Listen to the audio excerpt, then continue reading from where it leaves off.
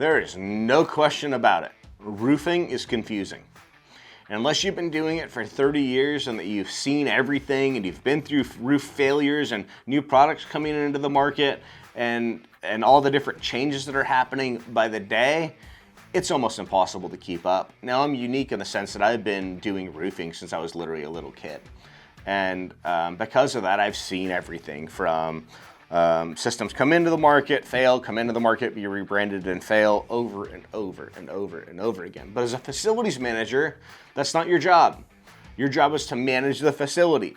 Your job is to take the literature and all of the marketing that comes in front of you and make the best decision for yourself. But it's confusing. There's still no way for you to really know all the components, all the steps to go into it, nor have you done it.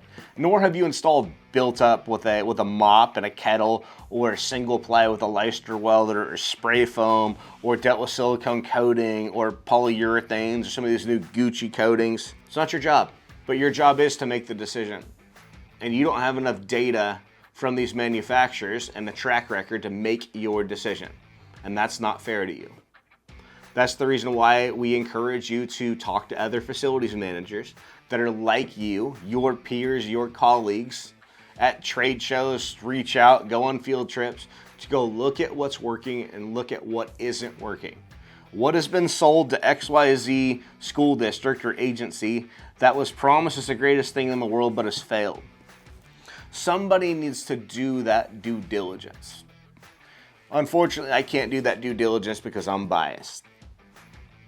We created WeatherWeld, and we created WeatherWeld because there wasn't any track record on a roof since the 1970s that actually lasted.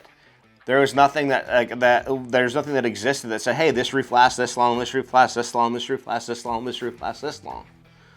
Okay, take into account most of the single plies and the coatings that you're installing in your buildings right now were invented less than 8 years ago.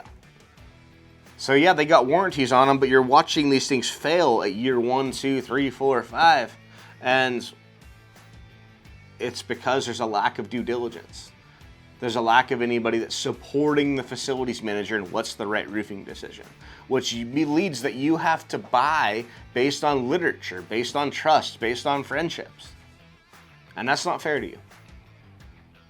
What we are is a resource. Now, we're biased because we're WeatherWeld.